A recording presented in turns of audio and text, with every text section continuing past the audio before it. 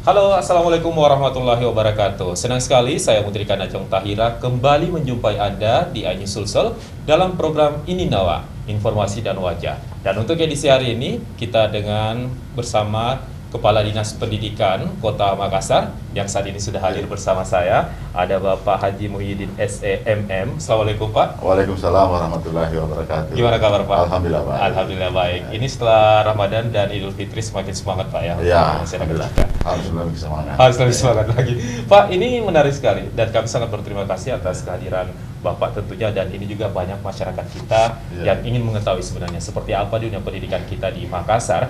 Dan pemirsa, sebagaimana kita ketahui, memang kita saat ini masih berada di masa pandemi COVID-19. 2 tahun ini dan dunia dibuat kocar-kacir dalam berbagai aspek, termasuk dalam dunia pendidikan. Termasuk kita di Kota Makassar, berbagai upaya strategi dilakukan bagaimana kemudian dunia pendidikan kita ini kualitasnya tidak menurun, termasuk untuk anak didik kita. Nah, untuk tema kita di hari ini, di hari Jumat tentunya penanggalan 13 Mei, di program Ini Nawa, kita mengangkat tema Makassar Smart and Sombere menuju kota dunia. Smart and Sombere, ini dua kata Pak ya, sangat identik dengan Pak dari Pemantau. Nah, ketika kita berbicara tentang ini Pak, kebijakan apa yang kemudian diambil pemerintah kota dalam menjalani program pendidikan saat ini di pandemi COVID-19? Iya. Yang pertama dulu saya ingin menyampaikan terkait dengan program prioritas Pak ya. Prioritas di bidang pendidikan, dan tentu ini adalah mengacu kepada visi misi Bapak Wali Kota Makassar dan Ibu Wakil Wali Kota Makassar yang sudah tertuang dalam RPJMD, di mana program prioritas di bidang pendidikan itu ada beberapa. Yang pertama, revolusi pendidikan, semua harus sekolah. Kemudian program perkuatan keimanan umat, dan yang ketiga 1.000 beasiswa anak lorong berprestasi. Nah, inilah yang kami tuangkan dalam renstra kami menjadi program kerja dan beberapa kegiatan yang kami lakukan. Dan salah satunya juga itu adalah bagaimana mewujudkan, mengimplementasikan 18 revolusi pendidikan. Nah, tentu ini bagaimana indikator mengukurnya nanti inilah kebijakan-kebijakan yang ambil membuat beberapa kegiatan, dan tentunya kepada merujuk bagaimana Dinas Pendidikan mewujudkan juga 8 standar nasional pendidikan. Nah, kalau kita berbicara kualitas, ya tentu di 8 standar nasional pendidikan itu salah satunya adalah implementasinya 18 revolusi pendidikan. Nanti diukur di situ. Nah, tentu kita melihat nanti bagaimana kualitas pendidikan itu sendiri dan mutu guru itu sendiri. Nah, inilah yang kami programkan, dan insya Allah walaupun dalam keadaan pandemi, tentu langkah-langkah ini kami bagaimana mewujudkan visi misi, karena ini kami menjadi target. Betul. Ya, target kami adalah program prioritas Bapak Wali Kota yang sudah tertuang dalam visi misinya. Nah, tentu langkah-langkah ini yang kami lakukan dalam kondisi yang sekarang. Tentu saya selaku Kepala Dinas Pendidikan Kota Makassar, dengan situasi dan kondisi yang kita ini sekarang dalam keadaan ini kan pandemi belum berakhir. Oleh karena itu, saya selaku Kepala Dinas Pendidikan Kota Makassar mengambil langkah-langkah supaya pendidikan ini tetap terukur dan berkualitas. Namun kemarin kita harus akui bahwa setelah kami melakukan evaluasi, ada evaluasi terhadap asesmen yang dilaksanakan oleh untuk khususnya anak didik kita, itu kita melihat bahwa memang itu di bawah 50%. 50% itu tingkat kompetensi anak, asesmen. Artinya ini akibat daripada tentunya ini kemarin proses pembelajaran melalui daring. Oleh karena itu, setelah kemarin di awal Januari, begitu tahun ajaran atau awal pertama belajar dari libur semester awal, dengan mengacu kepada SKB 4 Menteri, tentu kan di situ ada pilihan bagi kita dengan mengacu kepada PPKM level berapa masing-masing daerah. Nah, waktu itu kami mencoba bahwa mengambil kebijakan awal saya tetapkan sebagai untuk mengatasi semua tadi ini, karena setelah kami juga mengevaluasi monitoring itu hasil pelaksanaan asesmen yang proses pelajaran daring, memang itu mengerikan ya. Berdampak sangat Pak ya, berdampak sangat. Sehingga itulah kami mengambil kemarin awal itu PTM 50-50%.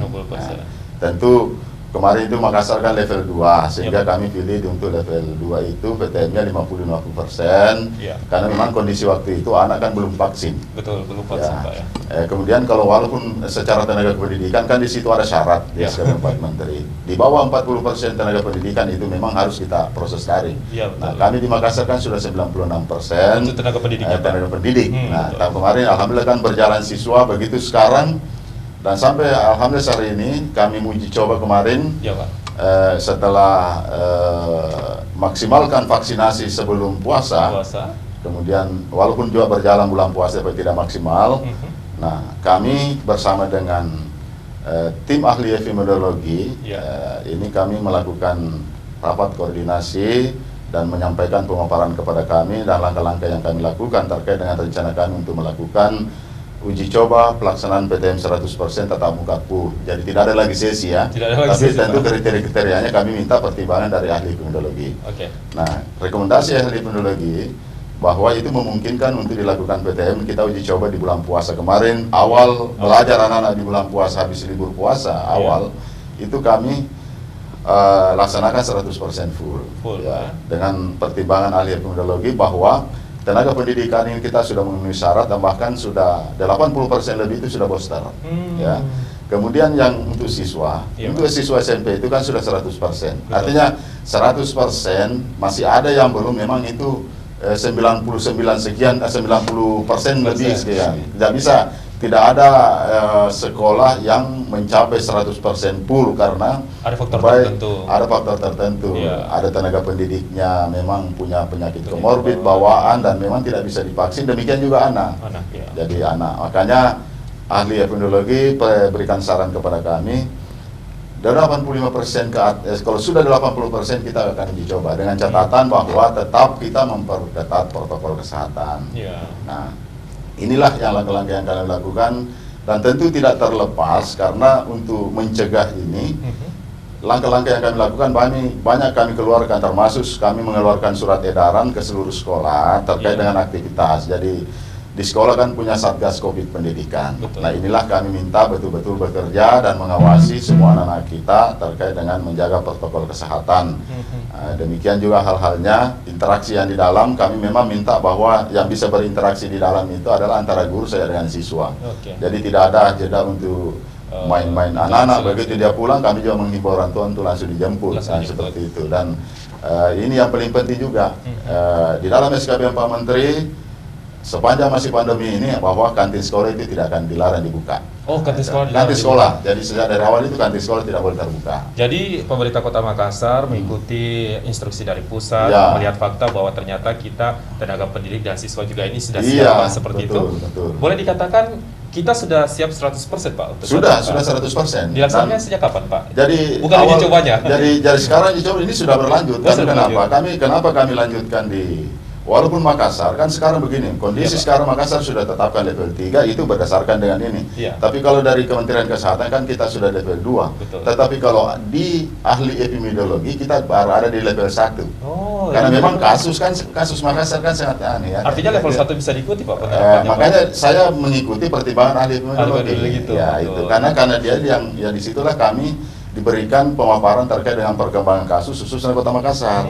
Jadi setiap kebijakan yang kami ambil terkait dengan pelaksanaan PTM itu tetap kami meminta pertimbangan. Itu tidak terlepas. Apapun yang kami lakukan tetap, dan hasil yang koordinasi kami dengan ahli epidemiologi itulah yang kami laporkan kepada Bapak Wali Kota Makassar terkait kebijakan-kebijakan yang kami ambil. Sangat penting sekali Pak ya. Nah, pertama, kedua, kemarin kan begini, saya lanjutkan karena pada saat kami melakukan monitoring dan laporan kesehatan sekolah, karena memang ada link kami buat, kami buat link itu terkait dengan link laporan kesehatan sekolah Makassar Recover.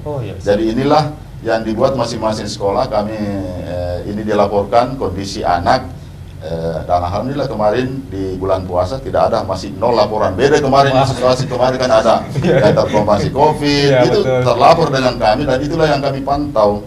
Dan bedanya tidak ada sekarang ya, bedanya setelah kami pantau, makanya saya tidak akan keluarkan edaran baru lagi. Jadi kita sisa melanjutkan, karena sekarang Beda kemarin, kalau kemarin 100% full waktu bulan puasa karena itu kelas 3. Sekarang ini SMP sisa 60%. Kalau melihat Ya. faktanya apa yang dilakukan ini sudah on the track dan Ya, baik. ya. Saya akan kembali kepada Anda Pak bahwa ternyata kita sudah mulai recovery juga Pak Ya, untuk dunia pendidikan recover kita. itu karena gini, Iya. persoalannya sekarang kan begini. Saya bahkan kemarin sebelum awal anak sekolah ini sesudah libur pasca luaran, itu bahkan orang tua banyak yang WA saya, ya japri saya itu Pak Kadis. Apa tolong- isinya Pak? Dilanjut sebentar setelah jeda Oh, iya. pariwara berikut ini. Kami akan kembali, ini menarik bahwa ternyata ke Pak Kadis juga ini para orang tua curhat. Mungkin ada harapannya. Kita akan lanjutkan setelah pariwara berikut ini.